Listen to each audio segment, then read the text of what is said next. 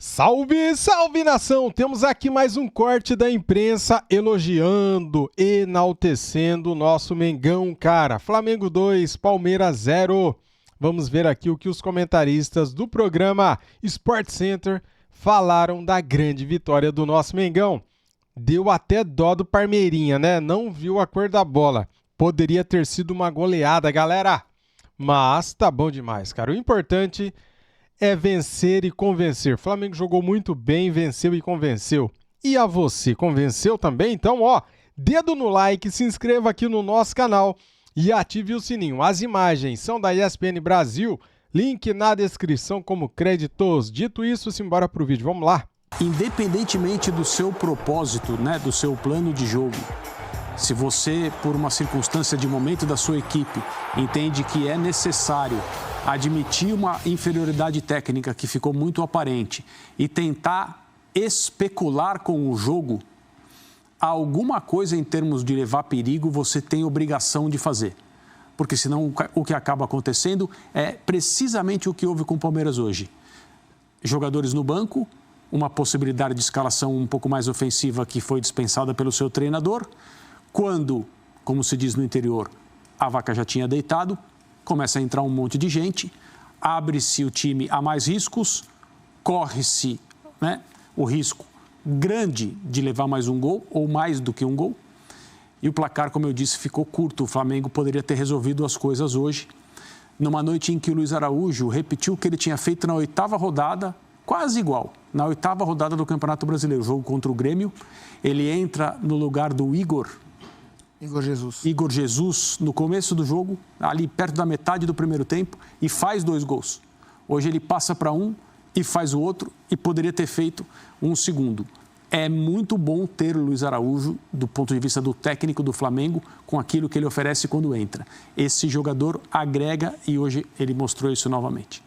Vamos lá, vamos apresentar números dessa partida, porque o 2-0 foi categórico para o números rubro-negro. são brutais. Brutais. 60% de posse de bola a 40%. Até aí, ok. Não é isso que vai definir um jogo, exato. Mas vamos lá. Que finalizações, 19-2. Exatamente. Isso é muito significativo e seria quase contra qualquer adversário, né? Se fosse, inclusive, um mais fraco, que o Palmeiras já seria sensível olhar essa tela. Certas finalizações 5-0. Palmeiras não chutou ao gol. Ações na área rival 27-6. Grandes chances 4-0. Porcentagem de ações no ataque 48,5% do Flamengo, ou seja, 50% das ações do Flamengo no ataque. Saiu o Palmeiras barato. 39,3%. Ô, Mota, depois do último jogo contra o Atlético Goianiense, o Tite falou que o Matheus Cunha seria o goleiro das Copas.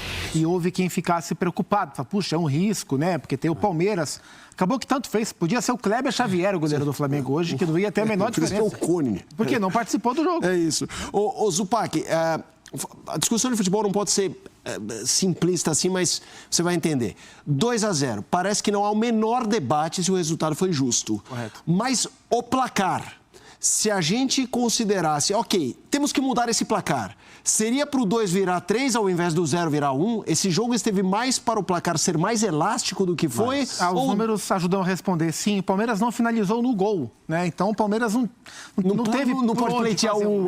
O Abel escalou o time para o Palmeiras empatar com o Flamengo. Foi para isso que o Abel escalou a equipe.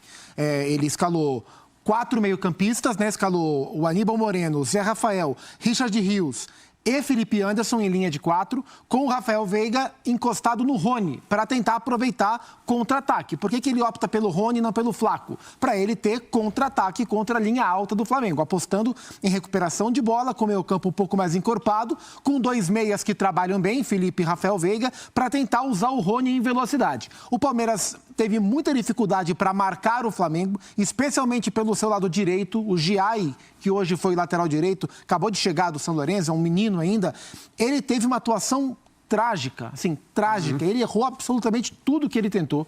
Ele teve um trabalho hercúleo com o Cebolinha no começo do jogo. Aí o Cebolinha machucou, saiu. Aparentemente o Giai teve um pouco mais de tranquilidade. Veio o segundo tempo e com o Luiz Araújo ele sofreu demais, ele errou saída, enfim. Então as escolhas individuais do Abel deram errado.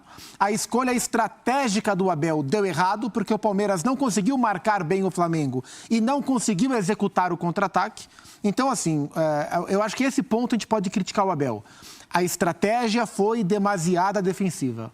Uma coisa é o Palmeiras não se lançar abertamente contra o Flamengo. Outra coisa é o Palmeiras jogar para empatar contra o Flamengo. Isso não dá, sabe? O Palmeiras tem condições, mesmo entendendo que é uma eliminatória, que tem jogo no Rio, jogo em São Paulo, os primeiros 90 minutos tem que ser inteligente, o Abel é um cara estratégico. Até aí, beleza. Mas foi exagerado. O Palmeiras não jogou. O Palmeiras não jogou. E o Flamengo se aproveitou disso. O Flamengo foi melhor quando ele se impôs contra o Palmeiras. E o Flamengo foi melhor depois do 1-0, em que ele, Flamengo, baixa as suas linhas. O Palmeiras tenta avançar e o Flamengo vai para o jogo de contra-ataque. E aí o Flamengo é melhor que o Palmeiras também. Então foi melhor no começo e no fim. Foi melhor para atacar e para contra-atacar. E o Abel, na minha visão, erra na estratégia e o Palmeiras vai ter que reverter ou tentar reverter em São Paulo. Vamos lá, ouvimos Abel Ferreira, já o Tite, hein, nessa repercussão do 2-0 do Flamengo contra o Palmeiras. Eu quero ouvir o André Kfouri, mas antes uma tela com estatísticas que mostram como esse jogo foi o único nessa era Abel Ferreira. Não houve outra amostragem do Palmeiras não chutar ao gol. Teve 2 chutes, nenhum ao gol. 2021, a derrota para o Galo 2-0, teve uma finalização, uma ao gol. Então estes são os 2 jogos, curiosamente não, acertadamente contra adversários poderosos, né? O Galo em 2021 foi o time e o Flamengo esse ano, mas enfim, nada justifica.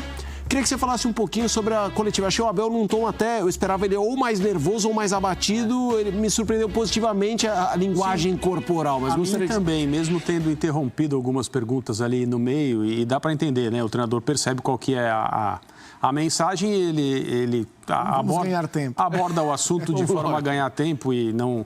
Aí, talvez isso sirva para que ele não se irrite. Então, acho que não é legal, é uma descortesia começar a responder antes do final da resposta, mas ele foi calmo, resignado, bem educado e preferiu atribuir ao mau momento do Palmeiras em todos os sentidos, né? A falta de jogadores, ao desempenho ruim dos jogadores que estão presentes, a um plano de jogo que foi mal executado, provavelmente também mal feito e certamente mal executado. Se a gente olhar as 2 jogadas que terminaram em gols do Flamengo, em uma, o Palmeiras ofereceu o espaço e isso é contraditório em relação ao propósito que o Palmeiras tinha no jogo, mesmo que você não goste, e eu também não gosto. Mas, além disso, o Palmeiras errou. E o segundo, a bola foi entregue ao Flamengo por um passe errado do Gustavo Gomes. E eu estou citando o Gustavo apenas porque foi ele que errou o passe, é uma questão de informação. Eu não estou dizendo que ele é culpado ou responsável por qualquer coisa. Aliás, ele é um jogador de ótimos serviços prestados ao Palmeiras desde que chegou. Mal como os demais no jogo de hoje, o Palmeiras teve uma péssima noite. É uma noite que marca, porque nesse período, sob o comando deste técnico, eu não me lembro do Palmeiras ter tido, numa ocasião importante, claro, um desempenho tão ruim do começo ao fim. A primeira jogada do Flamengo é uma descida com uma descida pela esquerda. Ayrton Lucas? Um passe muito rápido ali, que deixou muito claro que o Flamengo ia utilizar, né, essa conexão ali com o Cebolinha. E durante 20 e poucos minutos, houve uma insistência por aquele lado, que era o de preferência do Flamengo para atacar. E essa finalização que aparece na tela do Palmeiras, que foi na direção do gol, mas não acertou, é um chute por cima do Aníbal. Sim. Uma bola cruzada para trás do lado esquerdo, sim, que ele até bem posicionado ali perto da meia-lua para bater de frente para o gol, erra. Então ele erra, né, o gesto técnico, a bola sobe demais. E depois o Palmeiras nada mais fez. Então, dava para esperar uma supremacia do Flamengo em termos de iniciativa. Se você olha principalmente a escalação, logo depois que saiu a escalação, você percebe isso. Mas não dava para imaginar um Palmeiras tão negativo durante o jogo todo, sem conseguir executar um plano que, na minha opinião, não era o melhor. para tentar competir com o Flamengo nesse jogo de ida. Flamengo venceu 2-0, coletiva, o Tite no estado mais Tite possível. Eu vou só ver se eu vou com os comentaristas ou se o Marcos Braz já apareceu na zona mista. Se o Braz já estiver por lá... Vamos ouvir o Braz, que a temperatura do Braz costuma ser diferente da do Tite. É verdade. Fala, Braz.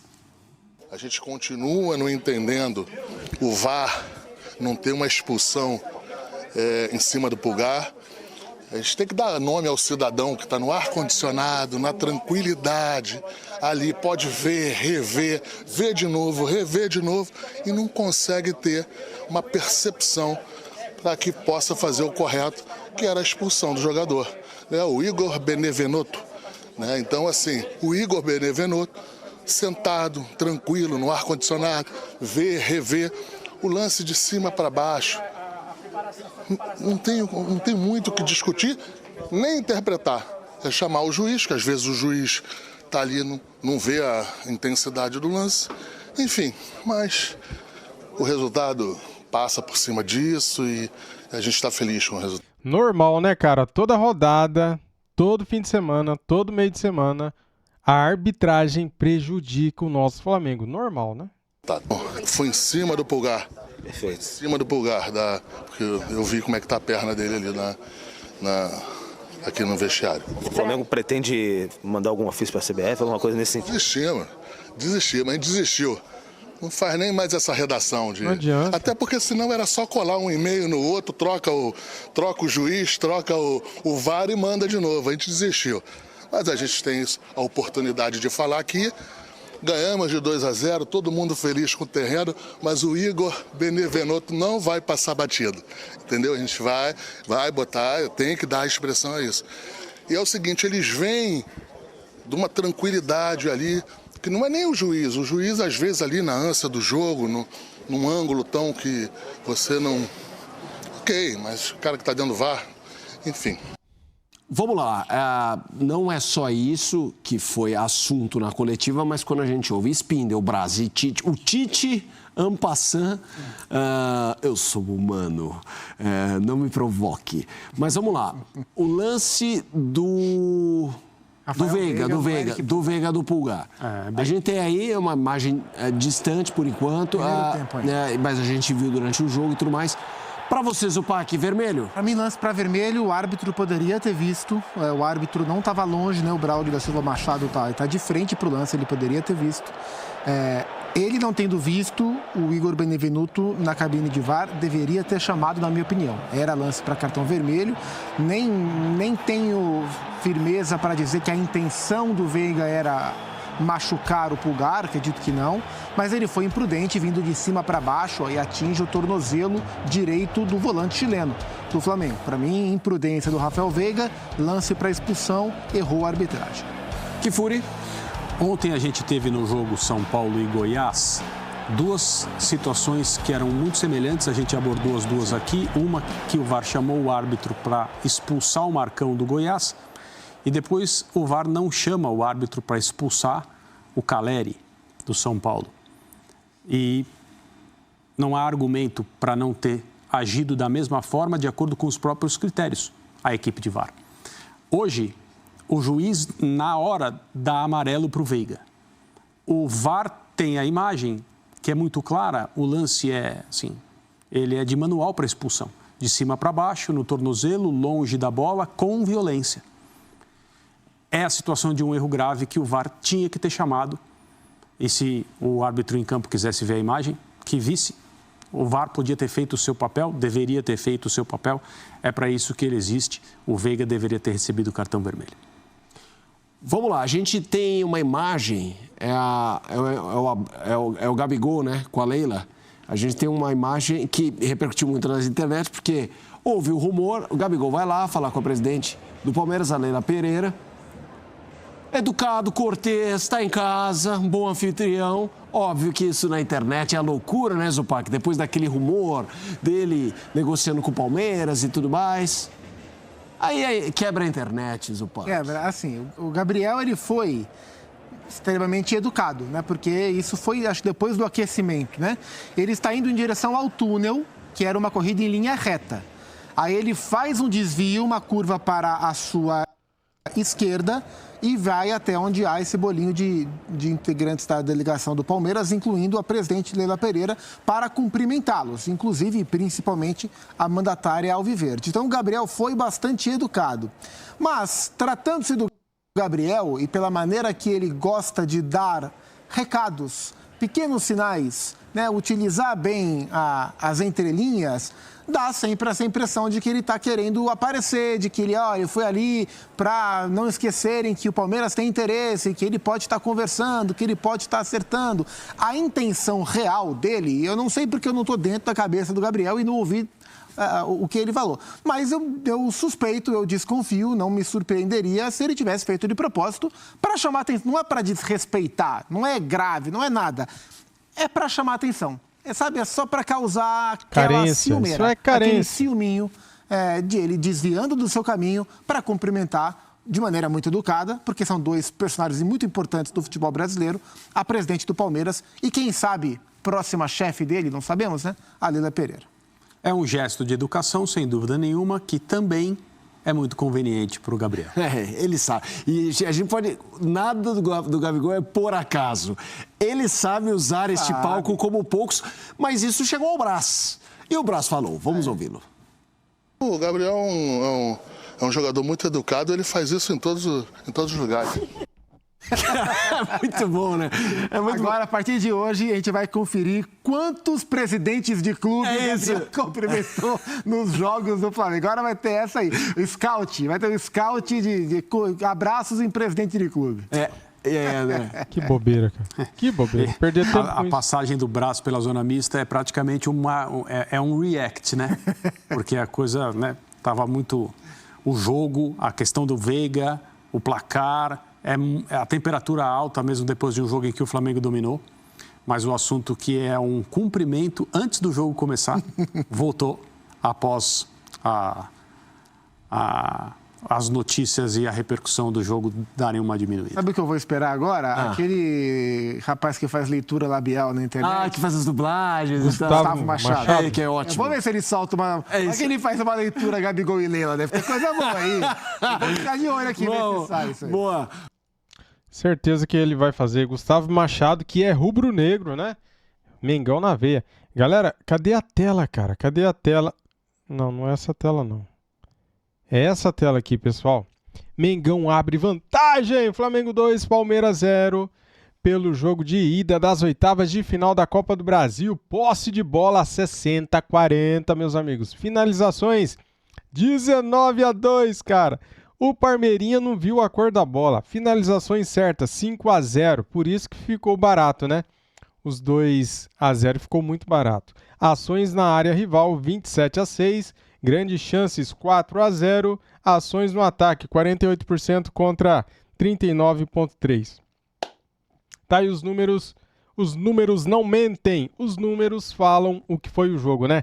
Só no primeiro tempo, o Mengão teve 74% de posse de bola, 11 finalizações a 1.